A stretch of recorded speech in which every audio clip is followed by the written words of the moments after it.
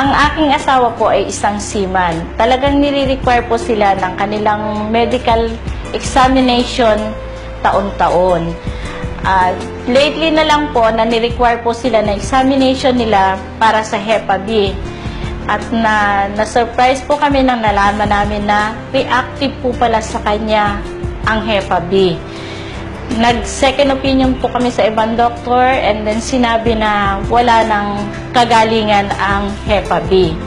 Last November po, nagkaroon po ulit siya ng medical examination bago po siya umakyat ulit ng barko. And then sa amin pong pagtataka, bakit po kami pabalik-balik na pinababalik ng doktor at 3 beses po ulit siyang kinuna ng dugo.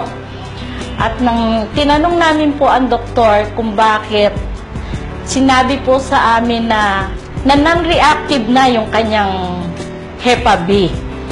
Tinanong po kami ng doktor kung anong tinitake niya. At sinabi po namin na complete plus yung white light para po sa liver. And then lately po yung ating C24/7. Naniniwala po kami na sa produkto ng AIM Global ay walang imposible.